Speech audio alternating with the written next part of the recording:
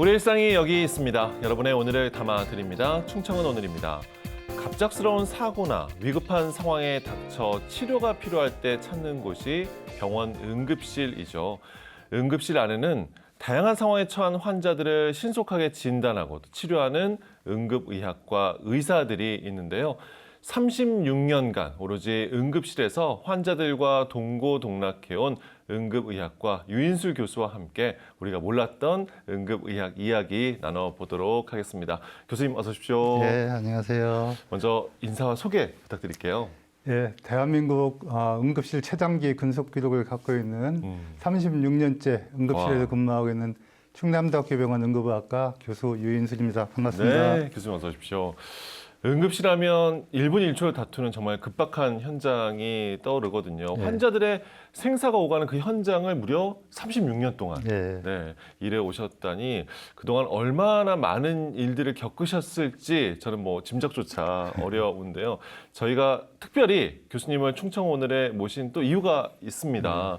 올해 퇴임을 앞두고 계신다고요? 예, 올 8월 이제 교수로서의 36년 근무를 마치고 이제 퇴임을 하게 돼 있습니다. 네. 36년 동안 응급실에서 경험했던 그 수많은 사연들 그리고 이제 환자들의 그 생과사 그리고 응급실에서 이제 같이 근무했던 동료들 예. 그리고 현재 응급 의료 현실을 만드는데 도움을 주셨던 많은 그런 그 분들 여러 가지가 많이 생각나는 그런 시점입니다. 네. 교수로서 이제 퇴임은 앞두고 계신 건데 말씀해 주신 것처럼 가장 오랜 기간 응급의학과를 지킨 분이십니다. 지난 36년 유인술 교수 개인의 역사이기도 하지만 우리나라 응급의학의 역사라고도 할 수 있어서 교수님께서 이제 지나온 발자취를 함께 되짚어 보면요.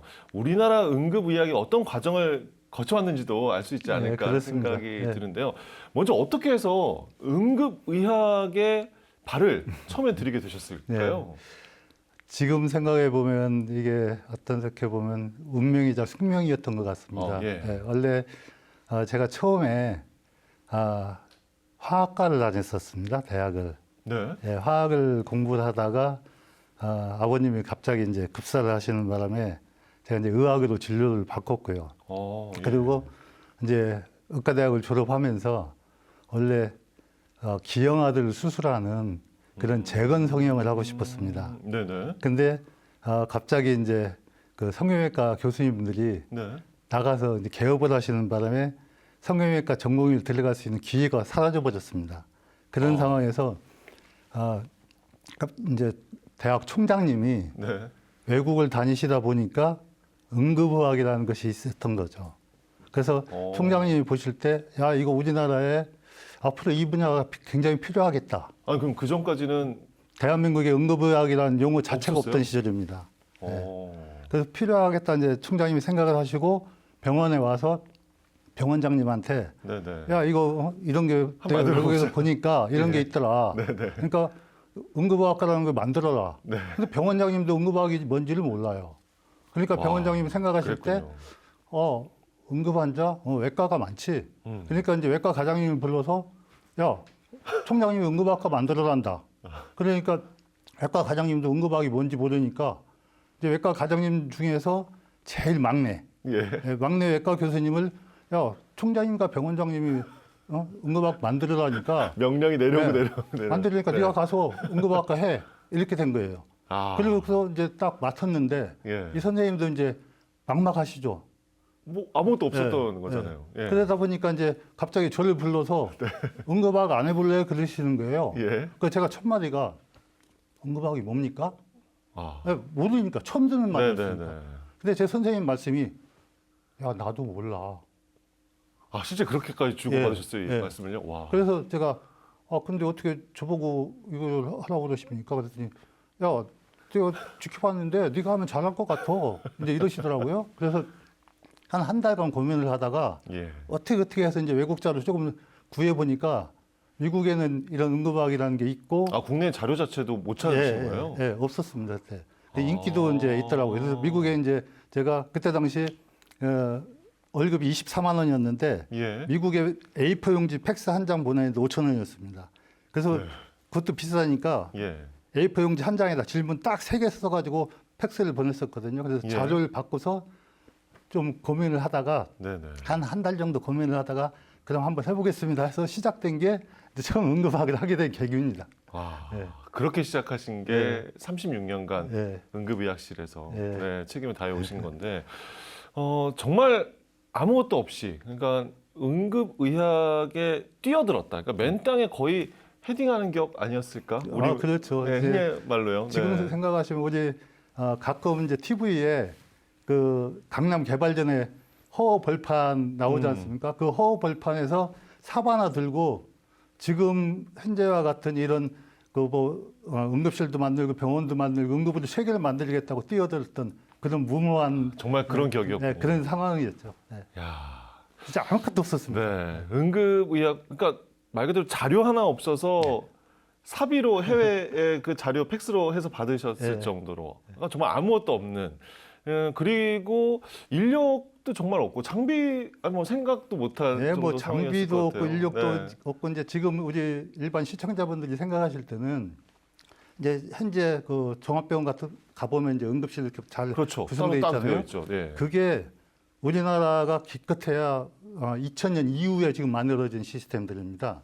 2000년 전까지는 응급실은 그렇군요. 예. 병원에서 제일 소외된 구역이었습니다. 실제 제일 중하고 이제 그 생명의 경각이 달린 그런 환자들이 그렇죠. 오는 데인데 응급실은 아무도 전문의가 관장하는 사람이 없다 보니까 제일 소외돼 있고 가장 경험이적인 인턴이 근무하는 그런 데였습니다. 그리고 공간도 제일 조그만하고 장비도 없고 아무도 신경 안 쓰고 투자도 안 하고 국가에서도 신경 안 쓰던 그런 데가 응급실이었습니다. 정말 그럼 그런 초창기에 교수님께서는 그러면 환자도 돌보고 아무것도 없으니까 뭔가 준비도 하고 뭐 공부도 하셨어야겠죠?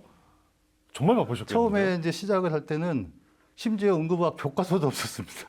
교과서도 미국에 주문해서 예. 한 석 달 만에 이제 교과서를 받았고요. 네네. 그리고 이제 그 앞에 누가 한 사람이 없으니까 이제 누구한테 배울 사람도 없었죠. 그렇겠죠. 예. 그러니까 혼자 책 보고 혼자 환자 보고 그러면서 책 보고 환자 보면서 이제 하나씩 하나씩 깨우쳐 있고 이제 무슨 술기나 이런 것도 다른 사람들 하는 거 보고 그러면서 배우고 그때 당시는 뭐 인터넷도 없었으니까 오직 그렇죠. 그냥 활자 책 보고 배우고 야. 견눈질하고 네네. 네, 그러면서 이제 하나 하는데 제일 그때 참 어려웠던 게 무엇보다도 뭐 장비 이런 거보다도 예. 무슨 일이 있거나 좀 어려운 일이 있을 때 상의할 사람이 없다는 거.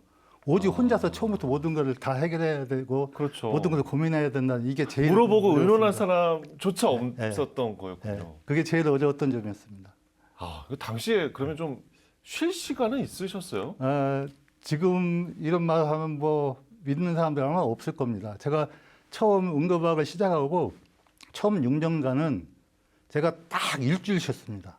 24시간 6년간을 병원에서 먹고 자고 평소에 살았습니다. 잠도 제대로 못 주무시고 네. 식사도 그러셨어요? 그러다 보니까 이제 와. 제가 결혼도 굉장히 늦게 이제 하게 됐는데요. 예. 그러면서 제 그 근무하는 데가 응급실 스테이션이면서 숙소도 응급실 스테이션이었습니다. 아, 하다가 정말 먹고 자고 거기서 다 하셨는데. 네, 예. 지치면 거기서 이렇게 엎어져 자다가 환자 왔다고 깨우면 가서 환자 보고 그렇게 6년을 처음은 그렇게 살았었습니다.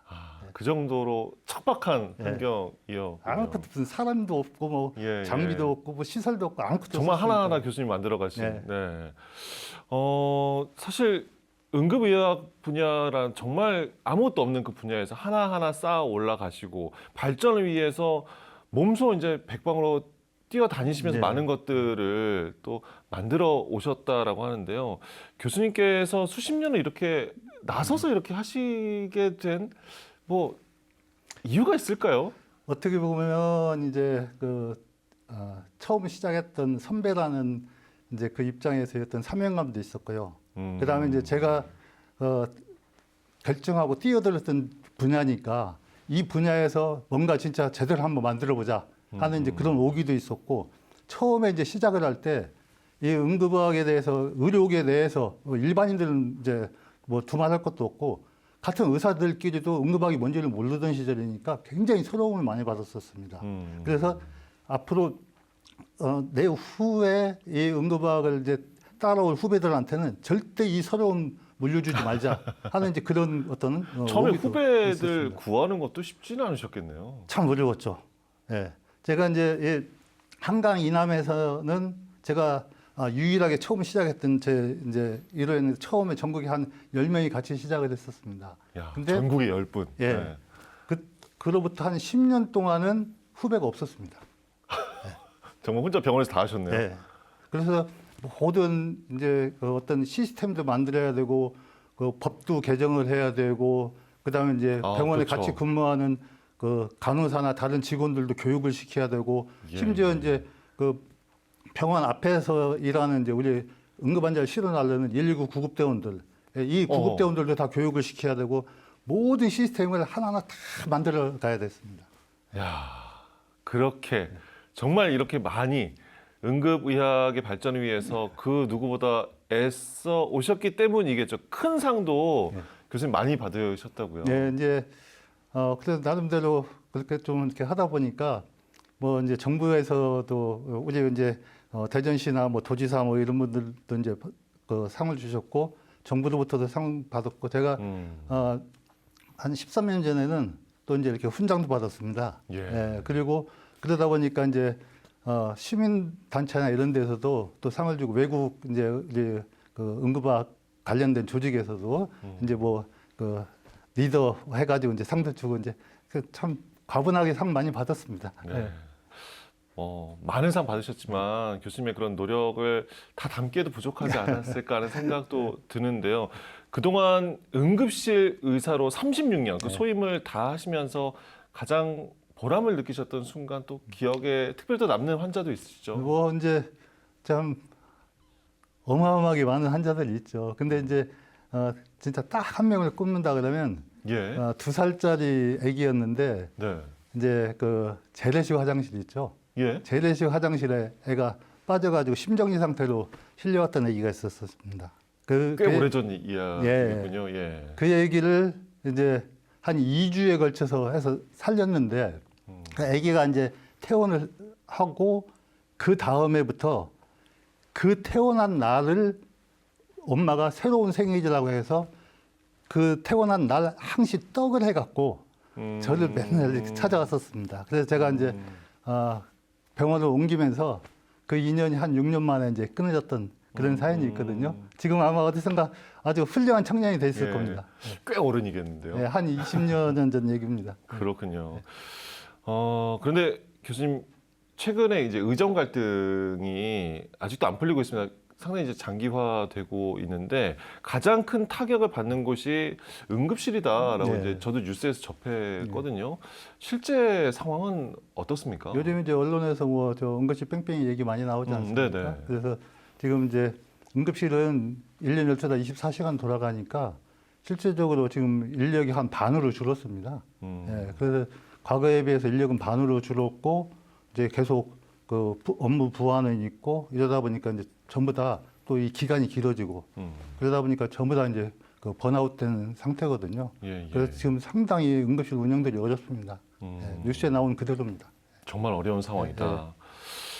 이런 상황이 계속되면 환자들의 고통이라든지 어려움은 말할 것 없고요. 그러니까 응급실 안에서만 봐도 응급의학과에 인력이 일단은 있어야 되잖아요. 그러니까 전공의부터 전문의까지 계속 이제 지원하고 채워줘야 되는데 그런 부분에서 걱정이 또 많이 되시겠어요. 원래 그 이제 응급실은 원래부터도 이제 이 의정 갈등 사태가 생기기 전부터도 비인기 영역이었습니다. 왜냐하면 뭐 허구한 날 이제 밤새야 되고 또 이제 그 노동 강도도 세고 그런데 이제 지금 이런 상황이 되다 보니까 이제 더 깊이 하는 그 분야가 되어버렸습니다. 그래서 네네. 앞으로 이제 이 의정 갈등 사태가 해결됐다 하더라도 앞으로의 인력 수급이 상당히 어려울 거라고 생각이 됩니다. 좀 대안이 필요하겠는 대책이 좀 있어야겠네요. 이제 결국에 정부 측이나 이런 데서 좀 많은 지원이 있어야 되겠죠.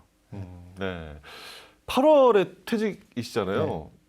이후 계획은 좀 바쁘셔서 계획 세우시기 이제 어려운데요. 그 퇴직은 교육부에서 이제 65세 정년이 있으니까 교육부에서 나가라고 하니까 교수로서는 퇴직인데 예. 이제 그 응급의료 현장에서 환자 보는 그 일은 계속 할 것 같습니다. 그리고 이제 예. 후배들을 위해서 이제 좀 저술하는 거, 그리고 제가 얼마 전에는 30년 역사를 담은 이제 정사 그 책을 이제 책을 또 펴냈거든요. 쓰셨고요. 예, 근데 예. 사실은 정사보다 야사가 더 재밌지 않습니까? 그래서 그 30년 동안 어떤 과정을 거쳐서 어떤 도움을 받아서 현재 응급의료가 만들어졌는지 그 야사를 지금 집필 중에 있습니다. 여러 이야기를 담는 네. 책도 준비하고 계시고요. 마지막으로 시청자 여러분께 전하고 싶은 이야기 또 해주신다면요. 네. 예. 우리 다급한 그 상황이 됐을 때 이제 오시는 게 응급실이라 다들 마음이 급하신데요. 실제적으로 이제 응급실에 오셨을 때 의사나 이 병원 직원들이 서둘지 않는다. 그러면 일단 안심하셔도 됩니다. 급하지 않으니까 서두르지 않는 거거든요. 그리고 이 응급의료 자원은 이제 한정된 자원이기 때문에 이제 좀 자원을 이렇게 효율성 있게 써야 되거든요. 그래서 되도록이면 이제 좀 병원에 오셨을 때 그 병원 측이나 이제 그 좀 이런 그 지시나 이런 거 좀 따라주시고, 그리고 그 불필요하게 구급차나 이런 거 이용 좀 안 하시고 그런 좀 협조를 해주시면 예. 훨씬 더 전체적인 그 환자들한테 많은 도움이 되는 그런 응급의료 제공이 가능할 겁니다. 네, 알겠습니다. 대한민국 응급의학의 살아있는 역사 유인술 교수와 함께 했습니다. 오랜 시간 위급한 환자들 곁에서 생명을 지켜주셔서 감사하다는 말씀도 드리고요. 앞으로도 관련 분야에서 활동하시는 모습도 기대하도록 하겠습니다. 교수님 오늘 나와주셔서 감사합니다. 예, 감사합니다. 충청 오늘이 준비한 소식 어떠셨나요? 초창기 응급의학을 개척하고 새로운 도전에 직면했던 선구자들이 있었기에 오늘날 우리가 안정된 환경에서 응급의료의 도움을 받을 수 있는 거겠죠. 환자의 생명을 살리는 최전선에서 지금도 최선을 다하고 있는 응급의학 의료진들에게 또 감사의 마음을 전합니다. 충청 오늘 앞으로도 우리 지역의 다양한 이야기들을 하루하루 담아 전해드릴게요. 저희는 다음 시간에 꼭 돌아오겠습니다. 고맙습니다.